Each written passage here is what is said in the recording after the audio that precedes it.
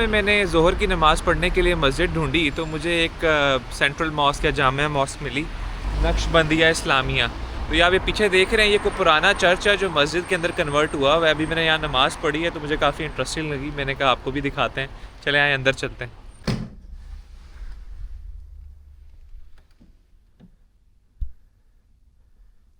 ये देखें, अभी भी काफ़ी सारा जो फर्नीचर और डिज़ाइन है इसका वो सारा चर्च जैसा ही है, मगर मस्जिद के हिसाब से कन्वर्ट किया हुआ है। जिस तरह ये रेडिएटर गैलरीज हैं,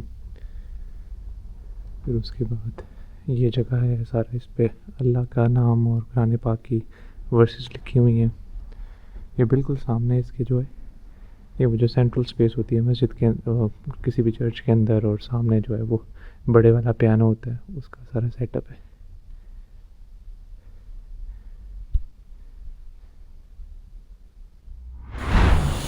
न्यू कासल पहुँच के पहला काम जो मैंने किया वो था पेट पूजा, और हमने खाना खाया है यहाँ पे स्कोल्ड 12 मुकाम। ये ट्रेडिशनल उगाया जो रीजन है चाइना का, जहाँ पे मुसलमान रहते हैं सारे, तो उनकी ट्रेडिशनल डिशेस हैं। मेरे ख्याल में शेफ़ और ओनर भी जो है वहीं का ही है।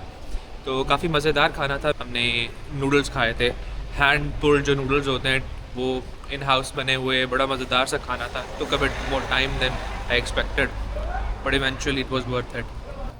चलें थोड़ा एक्सप्लोर करते हैं, कितने टहलकदमी करते हैं। चाइना गेट बना हुआ है पीछे। आज इंग्लैंड वर्सेस अर्जेंटीना का सेमीफाइनल भी है, तो इन लोगों की तो लोग पागल हुए हैं। बिल्कुल जगह जगह के ऊपर शो डाला हुआ है और लाइव मैच देख रहे हैं, सब लोग एंजॉय कर रहे हैं।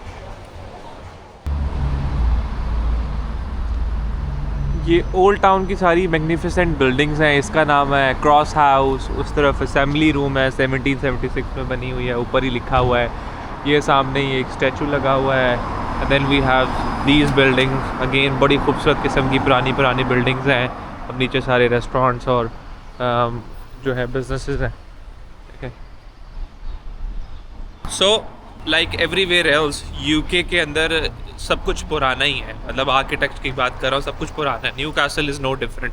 हर चीज़ यहाँ पे भी, बिल्डिंग्स टाउन सेंटर के अंदर पुरानी पुरानी 300-400-500 साल तो नॉर्मल है ना, उससे पुरानी बिल्डिंग्स भी हैं। काफ़ी खूबसूरत, अच्छा लगता है देखना, मज़ा आता है इनमें। चलते चलते आपसे कुछ क्विक फन फैक्ट्स भी शेयर करते जाते हैं। पीछे ग्रेग्स है, तो न्यू कासल जो है ये ग्रेग्स की बर्थ प्लेस है, यानी कि ये जो चेन है ये यहीं से स्टार्ट हुई थी।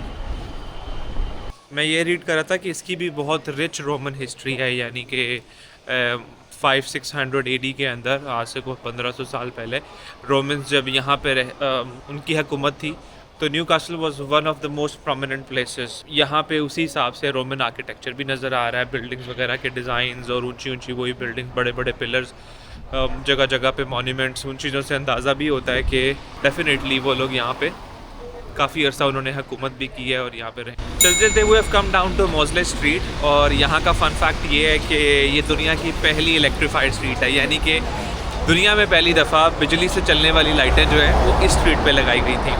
अच्छा, मेरे पीछे जो आप बिल्डिंग देख रहे हैं, this is called the new castle castle, यानी कि बताते हैं कि हेनरी 8 जो किंग था यहाँ का, उसके टाइम पे एक पुरानी फोर्ट होती थी यहाँ पे, जिसको गिरा के फिर ये न्यू कासल बिल्ड किया गया था, या कासल बिल्ड किया गया था।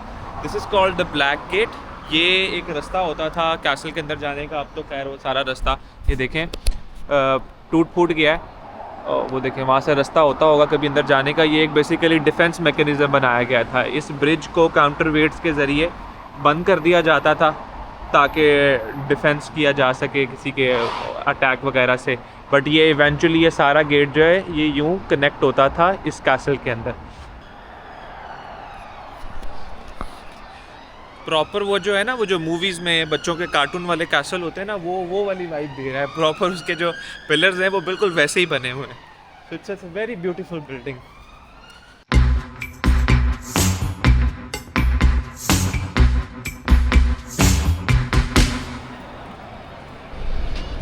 कैसल से जब सीढ़ियाँ उतर के नीचे आते हैं तो you come across the river टाइन, और इसके ऊपर मल्टीपल ब्रिजेस हैं। वो जो मेरे पीछे आपको सबसे ऊंचा नज़र आ रहा है वो हाई लेवल ब्रिज कहलाता है। एंड उस पर भी गाड़ियाँ गुजर सकती हैं और शायद ऊपर से ट्रेन गुजरती है, आई एम नॉट श्योर। उसके साथ ये पीछे रेड कलर का जो ब्रिज है ये स्विंग ब्रिज है, छोटा सा और काफ़ी नीचा ब्रिज है। अगेन अपनी जगह ये भी खूबसूरत है। फिर ये मैग्निफिसेंट जो आर्किटेक्चर नज़र आ रहा है, this is called the time bridge. ये सबसे ऊंचा ब्रिज है यहाँ पे, अपनी जगह ये भी खूबसूरत है।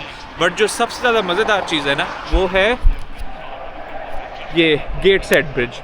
इसके करीब जाते हैं, आपको करीब से दिखाते हैं। इसके बारे में मज़े की बात ये है, पहले आप इधर अब रिवर के नज़ारे ले लें। मैच चल रहा है, उधर से शोर आ रहा है। सो गेटसेट ब्रिज के बारे में मज़े की बात यह है कि 2001 में ओपन हुआ था और ये दुनिया का पहला और अभी तक का आखिरी ब्रिज है जो टिल्ट हो सकता है, यानी कि कश्ती गुजारने के लिए सिर्फ 4.5 मिनट के अंदर ये ओपन भी हो जाता है और क्लोज भी हो जाता है। सो ये बड़ी मज़े की चीज़ है इसके बारे में।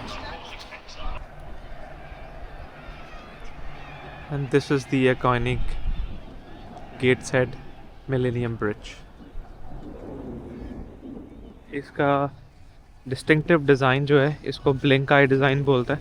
ये देखें ना, ऐसे एक कर्व है और वो इस वजह से क्योंकि जब ये खुलता है या बंद होता है तो ये आँख की आईलैश की तरह ऊपर और नीचे होता है। अस्सलाम वालेकुम एंड गुड मॉर्निंग। बस अभी नहा धो के निकला हूँ, थोड़ा नाश्ता किया है, उस तरफ एस्टा है, एस्टा से दही ली, ग्रेनोला वगैरह खाया अपना, और अब मैंने कहा चलें जी मज़ीद अब वापसी का सफ़र शुरू करते हैं। तो हम लोग बड़े सीनिक से रास्ते से वापस जाएंगे और रास्ता जो है आपको सारा दिखाते जाएंगे। बस अब मैं न्यू कैसल से निकल रहा हूँ और आप जर्नी देखें।